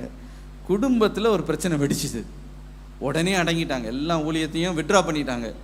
சாத்தான இடத்துல ஒரு டீல் போட்டாங்க, எப்பா நான் அந்த ஊழியத்தை எப்போ செய்ய ஆரம்பித்தேனோ அப்போத்துலேருந்து தான் அந்த பிரச்சனையை எனக்கு என்ன பண்ணுச்சு ஆரம்பித்தது, அதனால் எனக்கு இந்த ஊழியமே வேண்டாம் அப்படின்னு பாஸ்டர்கிட்ட அந்த ஊழியத்தை கையிலேயே கொடுத்துட்டாங்க. ஐயா நீங்கள் வேறு யாராவது பார்த்து கொடுங்க அப்படின்னு. கொஞ்ச நாள் பொறுத்து இல்லை நாங்கள் ஊழியம் செய்கிறோம் திருப்பி வந்தாங்க. அப்போ திருப்பி வந்து கொஞ்சம் அந்த ஊழியத்தை உற்சாகமாக செய்தாங்க பாருங்கள். அடுத்த நுகத்தை தூக்கி சாத்தான் கழுத்தில் அப்படி வச்சான் டங்குன்னு. அது வந்து ஒரு ஃபினான்ஷியல் ப்ராப்ளம். உடனே ஐயோ நம்ம திருப்பி ஊழியம் செய்கிறனால தான் அந்த போராட்டம் வருதோ, வேண்டாம். திருப்பி பாஸ்டர்கிட்ட ஐயா எங்களால் இப்போ வர முடியல, பிஸ்னஸ்னே இருக்கேன், அதனால் வந்து என்ன இப்போ ஊழியத்தை கான்சென்ட்ரேட் பண்ண முடியல, ஐயா எடுத்துக்கோங்க வேற யார்ட்டையா கொடுத்துருங்க. இது என்னன்னா நல்ல விடுதலையாக ஊழியம் செய்யலான்னு ஆரம்பிக்கும் போது சாத்தான் பார்ப்பான், கரெக்டாக வெயிட்டாக அவனை தூக்கிட்டு வந்து கழுத்து மேலே கப்புன்னு வச்சிருவான். அதுக்கு மேலே அவங்க எழும்ப முடியாது. அதுக்கு மேலே அவங்க எழுப்பி பிரகாசிக்கணும். அவங்க தீக்கு தரிசனம் வரம் இருக்கட்டும், மரித்தோரியே உயிரோடு எழுப்புகிற வரம் கிருபை எல்லாம் கொடுக்கப்பட்டாலும், எத்தனையோ தாளந்துங்க அவங்களுக்குள்ளே இருந்தாலும் அவங்க அப்படி தான் இருப்பாங்க. அவங்களோட குறைவாக எத்தனையோ கிருபைகளில் ரொம்ப குறைவுள்ளவர்கள்லாம் பிரகாசிப்பாங்க. இவங்களுக்கு எல்லாம் கிருபையும் எல்லாம் கொடுக்கப்பட்ட இவங்க வந்து மங்கி தான் இருப்பாங்க. காரணம் என்னன்னு பார்த்தீங்கன்னா, நல்லா யோசித்து பார்த்தீங்கன்னா, சாத்தான் ஒரு நுகத்தை தூக்கி கழுத்து மேலே வச்சிருப்பான். ஆனால் வேதம் சொல்லுது இவன் வைக்கிற அந்த நுகத்தெல்லாம் பார்த்து நம்ம பயப்படக்கூடாது. ஹல்லேலூயா. இந்த நுகத்தை முறிக்கிறதுக்கு ஒரு வல்லமை உண்டு, அதுதான் அபிஷேகத்தின் வல்லமை. ஹல்லேலூயா. அபிஷேகம் உங்களுக்குள்ள இறங்கும் போது உங்க கழுத்தில் இருக்கிற அந்த நுகம் முறிந்து போகும். திடீர்னு ஒரு விடுதலை உங்களுக்குள்ள, ஆவியில் ஒரு விடுதலை, ஆத்மாவில் ஒரு விடுதலை, உங்களுக்குள்ள ஒரு சரீரத்தில் ஒரு விடுதலை, திடீர்னு ஒரு புத்துணர்ச்சி. நான் கர்த்தர் ஒரு வைராக்கியம் உங்களுக்குள்ள எழும்பும். கர்த்தருக்காக நான் பெரிய காரியத்தை செய்ய போகிறேன், எதற்காக அழைக்கப்பட்டேனோ, எதற்காக தேவன் என்னை முன்குறித்தாரோ அந்த நோக்கத்தை நான் நிறைவேற்றியே தீருவேன் என்று நீங்கள் குதித்து எழும்பி நீங்கள் ஓடத் தொடங்குவீர்கள். ஹல்லேலூயா. சாத்தான் உங்களை தடை செய்யவே முடியும். எத்தனை நுகத்தை வைத்தாலும் அது முறிக்கப்படும் அபிஷேகத்தின் வல்ல. அதனால தான் புதிய எண்ண அபிஷேகத்தினாலே நான் நிரப்பப்படுகிறேன் என்று தாவீது சொல்லுகிறார். ஹல்லேலூயா, ஹல்லேலூயா. நுகத்தை ஆண்டவர் இன்றைக்கு முறிக்க போகிறார். நீங்கள் லூக்கா 13ஆம் அதிகாரம் 11ஆம் வசனத்தை வாசித்து பார்ப்பீர்கள் என்றால், 18 வருஷமாய் ஒரு ஸ்திரீயை, அவள் யார் என்று பார்ப்பீர்கள் என்றால் ஆபிரகாமின் மகளாம், அப்படி என்றால் ஆபிரகாமின் சந்ததியில் பிறந்த ஒரு ஸ்திரீ, 18 வருஷமாக சாத்தான் அவளை கட்டி வைத்திருந்தானாம். வேதம் சொல்லுகிறது, இயேசு சொல்லுகிறார், அவளை சாத்தான் கட்டி வைத்திருந்தான். கட்டி வைத்திருந்ததுனால அவள் கூனி குறுகி, அவள் ஒரு கூனியாய் இருந்து நிமிர்ந்து நிற்க முடியாதவளாய் அவள் இருந்தாளாம். ஆனால் இயேசு அவளை தொட்ட பொழுது அந்த உடனடியாக இருந்த அந்த நுகம் முறிக்கப்பட்டு போயிற்று. ஹல்லேலூயா. அவள் நிமிர்ந்து நின்றாள். நீங்கள் நிமிர்ந்து நிற்க போறீங்க. ஹல்லேலூயா. முதுகு தண்டில் சாத்தான் கட்டி வைத்திருக்கிறேன், நான் உட்கார முடியலங்க, என்னோட வார்த்தையை கேட்க முடியல, பேக் பெயின் வந்துடுது உடனே. அது ஒரு நுகம். இயேசுவின் நாமத்தினால ஆண்டவரே நான் அபிஷேகத்தினால் நிரப்புங்கப்பா. இந்த நுகம் நிறைவான அபிஷேகம் இறங்கும் போது இந்த நுகம்லாம் ஓடணும். ஹல்லேலூயா. நீங்கள் எப்போ நீ கேட்க தொடங்குறீர்கள், குடும்பத்தில் பிரச்சனை, நல்ல ஊழியம் செய்துட்டு இருப்பாங்க, ஹஸ்பண்ட் அண்ட் ஒய்ஃப்குள்ளே ஒரு பிரச்சனை வரும் பாருங்க, அதுக்கு பிறகு அந்த ஹஸ்பண்ட் பாருங்க அவரால் ஊழியமே செய்ய முடியாது.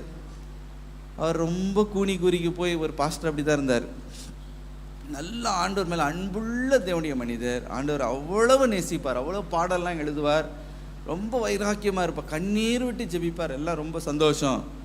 ஆனால் சாத்தான் பார்த்தான், இவர் இப்படியே விட்டா இவர் பெரிய ஆத்ம ஆதாயத்தை பண்ணி பெரிய சபையை ஸ்தாபித்து ஆண்டவர் இவரை கொண்டு கர்த்தர் தன்னுடைய திட்டத்தெல்லாம் நிறைவேற்றிடுவார், பரலோக திட்டம்லாம் நிறைவேற்றப்பட்டு விடும், பரலோக ராஜ்யம் மூலமாக கட்டப்பட்டு விடும். இதை இது தடை செய்யணும். என்ன செய்தான்? குடும்பத்தில் ஹஸ்பண்ட் அண்ட் ஒய்ஃபில் ஒரு பிரச்சனை. இவருக்கு அந்த கொஞ்சம் சண்டை வந்துச்சுன்னா அவருக்கு ஜெபமே ஓடாது. அதனால் ஒரு வாரம் ஜெபம் பண்ண மாட்டார். அந்த ஜெபம், அந்த அபிஷேகம் குறைய குறைய குறைய இவருக்கு அந்த மாம்சம் உள்ளேருந்து எழும்ப இந்த அம்மாவும் இரிட்டேட் பண்ண ஒரு நாள் போட்டு ஓங்கி பலார்னு வச்சிட்ட பிறகு அவருக்கு ஊழியமும் ஓடலை. அடுத்த நாள் ஞாயிற்றுக்கிழமை, இவருக்கு என்ன பண்ணுறதுன்னு ஒன்றும் புரியலை, குற்ற மனசாட்சி வாதிக்குது. கடைசியில் மெதுவாக ஃபோன் பண்ணுறாரு அவருடைய ஃப்ரெண்டுக்கு. ஃபோன் பண்ணி அவர் ஒரு இவாஞ்சலிஸ்ட், ஐயா இன்னைக்கு நீங்கள் கொஞ்சம் வந்து பேசுகிறீங்களா அப்படின்னு. அவர் சொன்னார், என்ன விஷயம் அப்படின்னு கேட்டார். அது ஒன்றும் இல்லை பிரதர். சொல்லுங்கள் பிரதர், என்ன விஷயம்? ஒன்றும் இல்லைங்க, கோவப்பட்டுட்டேன், பொண்டாட்டியை போட்டு அடிச்சிட்டேன், இப்போ எனக்கு இனிமேல் இந்த குற்ற மனசாட்சி சொல்லுது, நீயே ஒழுங்கில்லை, நீ போய் மற்றவங்களுக்கு போய் என்ன பண்ண போறியா, பெரிய போதனை, நீ ஒன்றும் போதிக்க வேண்டாம், நீ போய் அடங்கி போய் உட்காருன்னு சாத்தான் சொல்கிறான். இவருக்கு ஒரே குற்ற மனசாட்சி, ரொம்ப மனசு வேதனை. ஐயா இந்த ஒரு வாரம் மாத்திரம் தயவுசெய்து என்ன கொஞ்சம் காப்பாற்றி விடுங்க. அந்த ஒரு வாரம் மாத்திரம் வருவார், அன்றைக்கி அவர் மெசேஜ் கொடுப்பார். அடுத்த 2 வாரம் வண்டி கொஞ்சம் நல்லா ஓடும், அவரை திருப்பி பிரேக் டவுன் இப்படி ஆயிரும். இன்னும் பார்த்தா சாத்தா ஒரு நுகத்தை, இப்படிப்பட்ட ஒரு நுகத்தை தூக்கி வச்சுட்டான் கழுத்தில். அதுக்கப்புறம் தான் உணர்ந்தார், இந்த நுகம் இது மாம்சத்தோடு ரத்தத்தோடு நம்ம போராடலை, இது வேற ஏதோ ஒரு பிரச்சனை, இது வான மண்டலத்தில் பொல்லாத ஆவியின் சேனைகளோடும் துரைதனங்களோடு நம்ம யுத்தம் பண்ணிக்கிட்டு இருக்கோம். அதுக்கு பிறகு தான் சண்டை பிரச்சனை வந்துச்சுன்னா முழங்கால் படிட்டு ஜபிக்க ஆரம்பித்து விடுவார். அல்லேலூயா. அந்த இடத்துல வாக்குவாதம் பண்ணிக்கிட்டு நீ பெரியவன நான் பெரியவனெல்லாம் இழுத்து அந்த மல்யுத்தம்லாம் நடத்துறது கிடையாது. நேராக போய் ஆண்டோட பாப்பா புதிய எண்ணெயினாலே இந்த சவாலை சந்திப்பதற்கு எனக்கு அபிஷேகத்தை ஊற்றும் ஐயா. அது தேவனுடைய அன்பு ஊற்றப்படும். அல்லேலூயா. இந்த அம்மா என்னதான் சண்டை போட்டாலும் இவங்க அம்மா கர்த்தர் உன்னை நேசிக்கிறார், உன்னை ரொம்ப அதிகமாக நேசிக்கிறேன்னு சொல்லுவார். அந்த அம்மாவே அடங்கிடுவாங்க, இன்னையா இந்த ஆள்கிட்ட சண்டை போட்டு பிரயோஜனமே போர் அடிக்குது அப்படின்னு. கடைசியில் அந்த அம்மாவை மனம் திரும்பினாங்க. அல்லேலூயா. அப்புறம் ஆண்டவர் அந்த ஊழியத்தை கட்டி எழுப்பினா பெரிய காரியங்களை ஆண்டவர் செய்தார். ஆகவே இன்றைக்கு அந்த அபிஷேக தைலம் உங்க மேலே இறங்கும்போது ஒவ்வொரு நுகமும் முறிக்கப்பட போகிறது. அல்லேலூயா. இரண்டாவதாக இந்த அபிஷேகம் வரும்போது என்ன ஆசீர்வாதத்தை பெற்றுக்கொள்ளுகிறோம்? அந்த அபிஷேகம் நம்மை வழி நடத்தும், கற்றுத்தரும். 1 யோவான் 2ஆம் அதிகாரம் 20ஆம் வசனம். நீங்கள் பரிசுத்தராலே அபிஷேகம் பெற்று சகலத்தையும் அறிந்திருக்கிறீர்கள். நீங்கள் பரிசுத்தராலே அபிஷேகம் பெற்று சகலத்தையும் அறிந்திருக்கிறீர்கள். அல்லேலூயா. அபிஷேகம் வரும் பொழுது அந்த அபிஷேகம் சகலத்தையும் அறிகிற ஞானத்தை உங்களுக்கு கட்டளையிடும். 1 யோவான் 2ஆம் அதிகாரம் 27ஆம் வசனம். வேகமாய் வாசிப்போம். நீங்கள் அவராலே பெற்ற அபிஷேகம் உங்களில் நிலைத்திருக்கிறது, ஒருவரும் உங்களுக்கு போதிக்க வேண்டுவதில்லை. அந்த அபிஷேகம் சகலத்தையும் குறித்து உங்களுக்கு போதிக்கிறது, அது சத்தியமாய் இருக்கிறது, பொய் அல்ல. அது உங்களுக்கு போதித்தபடியே அவரில் நிலைத்திருப்பீர்களாக. அந்த அபிஷேகம் சகலத்தையும் குறித்து உங்களுக்கு போதிக்கிறது.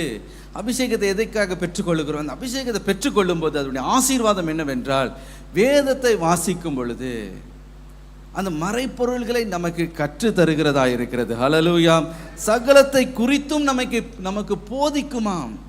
இதுதான் சத்தியம், இதுதான் தேவனுடைய வார்த்தை, இதுதான் அதில் மறைக்கப்பட்டிருக்கிற அந்த மறைப்பொருள், அந்த பொக்கிஷம் இதுதான் என்பதை அந்த அபிஷேகம் நமக்குள்ளே இருந்து நமக்கு கற்றுக் கொடுக்குமாம். ஹல்லேலூயா. கள்ள போதனை ஒருவர் கற்றுக் கொடுப்பாங்கன்னா உடனடியாகவே இந்த அபிஷேகம் உள்ளே இருந்து இது கள்ள போதனை என்பதை உங்களுக்கு கற்றுத்தரும். ஹல்லேலூயா. ஆகவே இந்த அபிஷேகம் நமக்கு கற்றுக் கொடுக்கும். ஆகவே தான் பாருங்க, இந்த ஒரு ஆவியின் வரமாகிய அந்த the word of knowledge என்று சொல்லப்படுகிற ஒரு ஆவியின் வரம் உண்டு. அந்த ஆவியின் வரம் இருக்கும் பொழுது பாருங்க, என்ன நடக்கிறது, என்னென்ன காரியங்கள் நடக்கிறது, சகலவற்றையும் அந்த ஆவியின் வரம் நமக்கு கற்றுக் கொடுக்கும். அந்த அபிஷேகம் நமக்கு கற்றுக் கொடுக்கிறதா இருக்கிறது என்று வேதத்தில் வாசிக்கிறோம். ஹல்லேலூயா. எப்படி அந்த அபிஷேகம் கற்றுக் கொடுக்கிறது என்றால் 1 கொரிந்தியர் 2ஆம் அதிகாரம் 10ஆம் வசனத்தில் நாம் வாசிக்கிறது போல, ஆவியானவர் எல்லாவற்றையும் தேவனுடைய ஆழங்களையும் அவர் அறிந்திருக்கிறார். ஹல்லேலூயா. ஆவியானவர் எல்லாவற்றையும் அறிந்திருக்கிறார், தேவனுடைய ஆழத்தையும் அறிந்திருக்கிறார். தேவனுக்குள்ள அவருடைய ஆழங்கள் என்ன, நமக்காக என்னென்ன தேவன் அவருடைய மனதில் சித்தம் கொண்டிருக்கிறார், எல்லாவற்றையும் ஆவியானவர் ஆராய்ந்து அறிகிறவர். அவர் என்ன செய்கிறாராம், பிதாவினிடத்தில் இருந்து நமக்காக வைத்திருக்கிற காரியங்களை எல்லாம் எடுத்து நம்முடைய ஆவியில் அவர் கொண்டு வந்து அவர் சாட்சி பகருகிறார். ஹல்லேலூயா. அப்பொழுது அந்த அபிஷேகத்தினால் நிரப்பப்படும் போது நாம் எல்லாவற்றையும் அறிந்து கொள்ளுகிறோம், தேவனுடைய சித்தம் என்னதென்பதையும் நாம் அறிந்து கொள்ளுகிறோம். ஹல்லேலூயா. அதுக்கு பிறகு நாம் தடுமாறுவதில்லை. அபிஷேகத்தினாலே நிரம்பி இருக்கிற ஒரு மனிதன், ஐயோ தேவனுடைய சித்தம் என்னது, இதுவா அதுவான்னு அவன் மதில் மேலே இருக்கிற பூனையை போல அவன் குழம்ப போவதே இல்லை. காரணம் என்னவென்றால் அபிஷேகம் சகலவற்றையும் அவனுக்கு போதிக்கும், அவன் சகலவற்றையும் அறிந்திருப்பான். ஏனென்றால் ஆவியானவர் தேவனுடைய ஆழங்களை ஆராய்ந்து அறிந்து தேவனுடைய சித்தம் என்னது என்பதை எடுத்து அவனுக்கு ஆவியானவர் அறிவிப்பார். ஹல்லேலூயா. எல்லாவற்றையும் அவன் அறிந்திருப்பான். ஆம் பிரியமானவர்களே, அதற்காக அபிஷேகம் நமக்கு கொடுக்கப்படுகிறது. 3ஆவதாக இந்த அபிஷேகம் நம் தலையை உயர்த்தும். 1 கொரிந்தியர் 2ஆம் அதிகாரம் 10ஆம் வசனம். கர்த்தரோடே வழக்காடுகிறவர்கள் நொறுக்கப்படுவார்கள். வாசிங்க. நொறுக்கப்படுவார்கள், வானத்திலிருந்து அவர்கள் மேல் முழங்குவார். கர்த்தர் பூமியின் கடையாந்தரங்களை நியாயம் தீர்த்து தாம் ஏற்படுத்தின ராஜாவுக்கு பலன் அளித்து தாம் அபிஷேகம் பண்ணினவரின் கொம்பை உயர பண்ணுவார் என்று துதித்தாள். ஹல்லேலூயா. தாம் அபிஷேகம் பண்ணினவர்களுடைய கொம்பை உயர்த்துவார். அபிஷேகத்தின் ஆசீர்வாதம் என்னன்னா, உங்களுடைய கொம்பை ஆண்டவர் உயர்த்துவார். கொம்புனா கனத்தை குறிக்கிறது, கௌரவத்தை குறிக்கிறது, மரியாதையை குறிக்கிறது. அந்த அபிஷேகம் உங்க மேல இறங்கி வரும் பொழுது அந்த அபிஷேகமே உங்களை மேன்மைப்படுத்தும். ஹல்லேலூயா.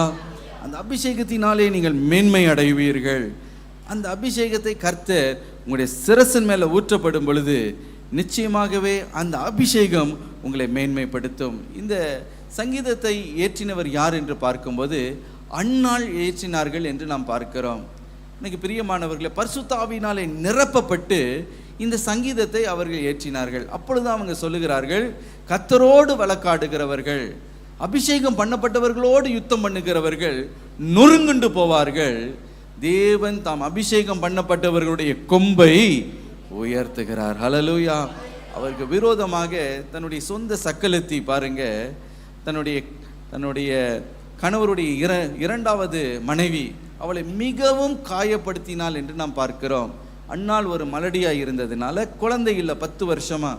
ஆகவே அவங்களுடைய கணவன் இன்னொரு திருமணத்தை செய்து கொண்டார். ஆனால் அந்த அடுத்த மனைவி பெண்ணனையா, அவளுக்கு நிறைய குழந்தைகள் பிறந்தது, இவளுக்கோ குழந்தைகள் இல்லை. ரொம்ப மனவேதனை.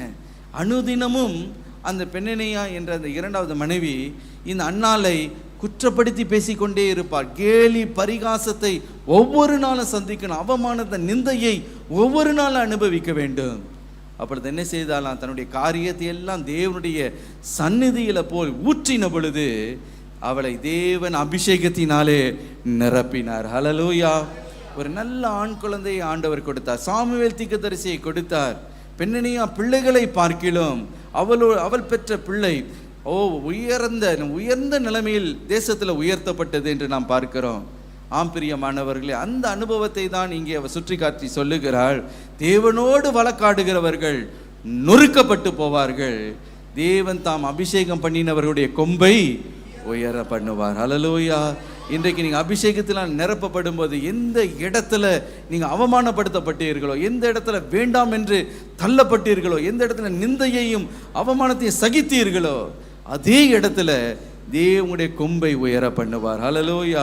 உங்களுடைய பாத்திரம் நிரம்பி வழியும்படி செய்வார். உங்களுடைய சத்துருக்களுக்கு முன்பதாக ஒரு பந்தியை ஆயத்தம் பண்ணி உங்களுடைய தலையை எண்ணெயினாலே அபிஷேகம் பண்ணி உங்களுடைய பாத்திரம் நிரம்பி வழியும்படி அவர் செய்ய வல்லமை உள்ளவர். ஹல்லேலூயா.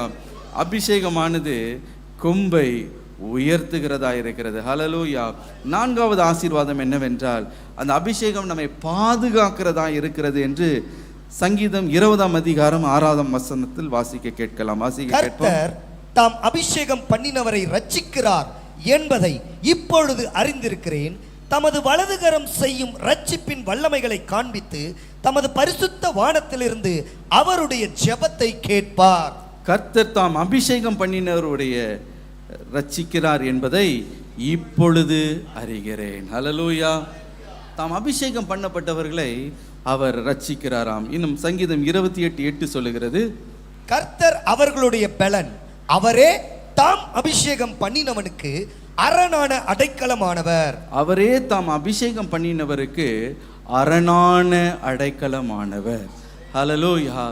ஏதோ அபிஷேகம் பெறுவது என்பது வந்து அந்நிய பாஷை பேசி சத்தம் போட்டு குதித்து விட்டு போய்விடுவது அவ்வளோதான் அப்படின்னு நீங்கள் எண்ணிக்கொண்டு இருப்பீர்கள் என்றால் தப்பு கணக்கு போட்டுட்டீங்க. எனக்கு பிரியமானவர்களே, அபிஷேகத்தை நீங்கள் பெற்றுக்கொள்ளும் போது அந்த அபிஷேகம் உங்களை ரட்சிக்கும். அது உங்களை அரணான கோட்டையாய் உங்களை பாதுகாக்க வல்லமை உள்ளதாக இருக்கிறது. ஹல்லேலூயா. எனக்கு பிரியமானவர்களே, ரட்சிக்கும் சொல்லும்போது ரட்சிப்பு மாத்திரமல்ல, ஆபத்திலிருந்து ரட்சிப்பு, தீங்கிலிருந்து ரட்சிப்பு, பொல்லாப்பிலிருந்து ரட்சிப்பு, பிசாசின் தந்திரத்திலிருந்து ஒரு ரட்சிப்பை தேவன் நமக்கு கட்டளையிடுகிறார். ஒரு மனிதன் அபிஷேகத்தினாலே நிரம்பி இருப்பான் என்றால் நிச்சயமாகவே சத்துரு அவனை தொட முடியாது, எந்த சர்ப்பத்தின் கிரியையும் அவனை தாக்க முடியாது. அப்படியே சர்ப்பம் வந்து அவனை கவ்வி கொண்டாலும் அக்கினியிலே பவுல் அந்த சர்ப்பத்தை உதறி போட்டது போல நீங்கள் உதறி போட்டு எந்த தீங்கையும் காணாதிருப்பீர்கள். ஆமென். ஹல்லேலூயா. அந்த அபிஷேகம் நம்மை பாதுகாக்கிறதா இருக்கு. தேவன் நமக்கு அரணான பலனாய் அவர் இருக்கிறார். ஹல்லேலூயா.